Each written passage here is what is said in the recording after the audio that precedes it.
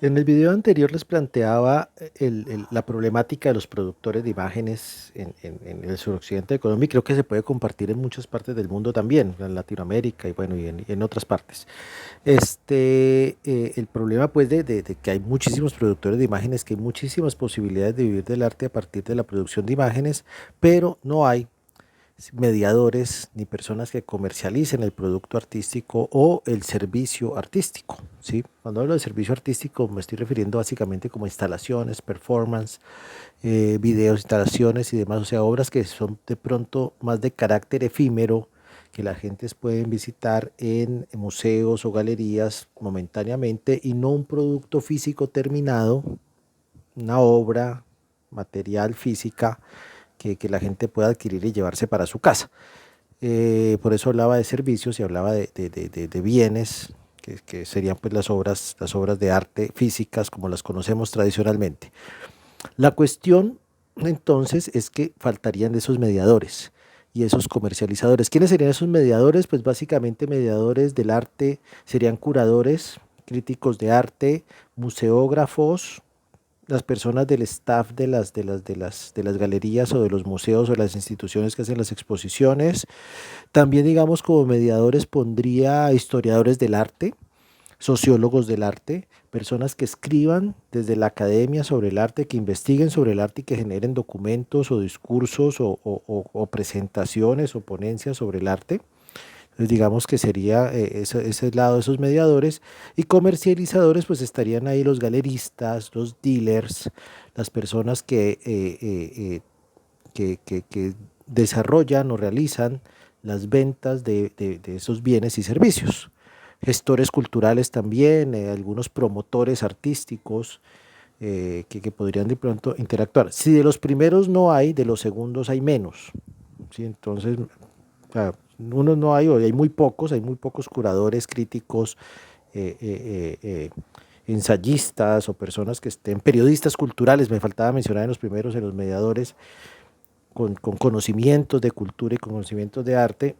De los segundos sí, digamos que casi que brillarían por su ausencia. Hay muy pocas galerías, hay muy pocos espacios de comercialización. Y como hablaba en el video anterior, pues el gasto o la inversión que hace un productor de imágenes, pues de alguna manera tiene que retornar al productor para que el productor pues no solamente sufrague sus gastos, sino que además pueda vivir adecuadamente y pueda seguir produciendo su obra. Si no puede seguir produciendo su obra, pues pasa lo que ya he visto que pasa muchas veces, lamentablemente, y es que los productores terminan acumulando y acumulando y acumulando sus obras en sus casas, al punto pues de que ya incluso ni los espacios de habitación se quedan libres de todo lo que acumulan y terminan por pues agotarse física, mental y económicamente y terminan dejando de producir. Eso es básicamente el proceso que se ve mucho. Entonces, ¿qué pasaría? ¿Qué es lo que viene ahí? Bueno, hay como muchos pasos, hay como muchas cosas. Lo primero que voy a decir, y creo que es lo que ha pasado muchas veces y lo que a veces se pretende, es que los pregrados universitarios, la carrera de artes plásticas o de artes visuales no es suficiente y no puede pretenderse que en un lapso de 4 años o 5 años en una carrera de artes plásticas o de artes visuales vamos a resolver todos los problemas del medio artístico, de formación de actores del medio artístico, ni las personas pueden pensar de que al graduarse ya se les resolvió su problema, ya están en un campo profesional muy establecidos en ese campo profesional, el campo de las artes en este caso. Sí, creo que ese es uno de las cosas que hay que revisar inmediatamente y es, no basta con el título de artes plásticas o el título de artes visuales, habría que ir por unos niveles de formación un poco mayores o por diversificar la formación, ¿sí? De otras maneras, ¿sí? O con otro tipo de programas, buscar otras líneas muy posiblemente, ¿ya? Pretender, digamos, que también los 15 o 25 estudiantes que entran a primer semestre todos sean artistas me parece un gran error. O sea, posiblemente 2, 3, 4, máximo 5 por generación podrán lograr alcanzar, realizar sus sueños de ser artista, y muy posible los otros 10, 15 o 20 no, es lo más probable. Y en ese caso, digamos que eso de venderles el sueño guajiro o el sueño idílico de que van a ser artistas y que van a vivir del arte me parece un gran error también.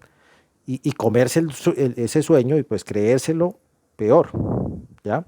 No quiere decir que no se pueda hacer, sí se puede hacer. Lo que pasa es que muchas veces, muy posiblemente, muchos de estos jóvenes que entran a estudiar artes posiblemente podrían estar desempeñando funciones dentro del arte, mucho más interesantes. Por ejemplo, ser curadores, ser historiadores del arte, ser museólogos y museógrafos, ser restauradores, ser periodistas culturales, ser críticos de arte. Eso es una opción que muchas veces, pienso yo, muchas veces el mismo programa de artes, las mismas universidades cierran esa posibilidad. Incluso me pasó muchas veces que algunos estudiantes se acercaban y me decían, algunos, no muchos, hay que decir que no muchos, el cuento lo venden bien, me decían, profe, yo quisiera ser historiador, o yo quisiera ser curador, o yo quisiera ser crítico, o yo quisiera montar una galería. Incluso alguna vez me dijeron 2 o 3 o 4, ¿sí? En diferentes momentos de mi labor como profesor.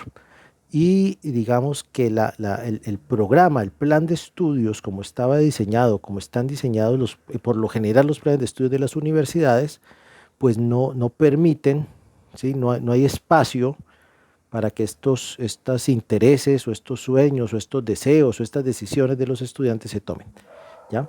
Entonces terminan casi que obligados a graduarse como artistas, porque pues no hay otra opción, no hay otra opción, ¿sí? Ese es básicamente el punto, por más que quieran. Ahora, se pueden graduar de artes plásticas, como dije hace un momento, ¿sí? De un pregrado, se pueden graduar muy bien y tomar otra opción. Fue un poco mi caso. En mi caso, yo me gradué de artes plásticas, ¿sí? Con una carrera que pintaba para artista, pero con el paso de los años, con el paso del tiempo, decidí tomar otras opciones, decidí hacer otras labores, porque vi que había una necesidad del medio para que existieran curadores, críticos de arte,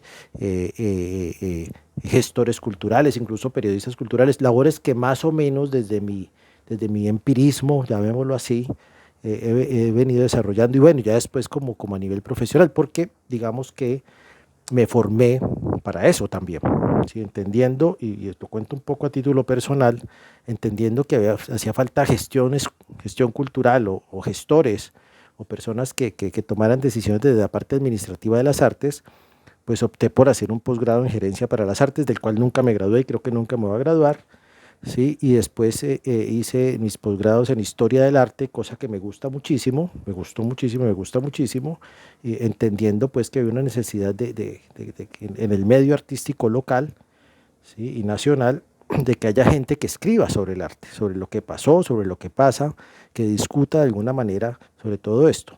Aquí voy a decir algo que me parece importante y que me ha servido muchísimo, y es siempre hacer lo que no hay, ¿ya?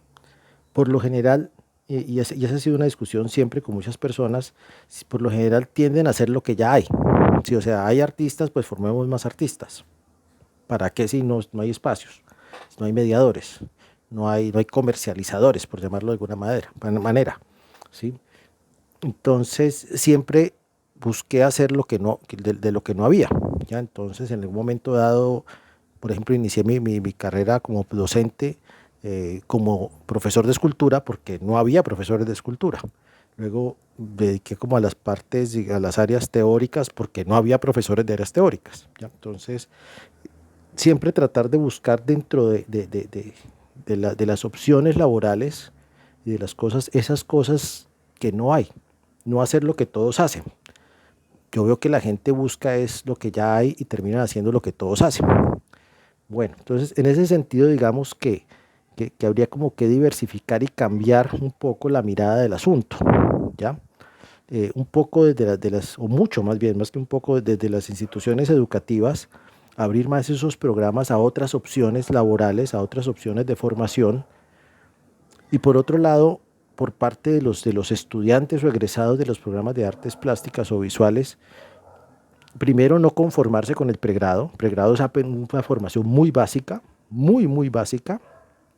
Segundo, buscar otras opciones de formación, sean especializaciones, maestrías, doctorados incluso, donde puedan complementar su formación y posiblemente en líneas o en vías de lo que no hay en el mercado laboral actual, o donde de pronto se pueda generar empresa cultural también, que tampoco hay empresa cultural, por ejemplo. O sea, eso estamos hablando de que no hay espacios, por ejemplo, para comercializar la obra.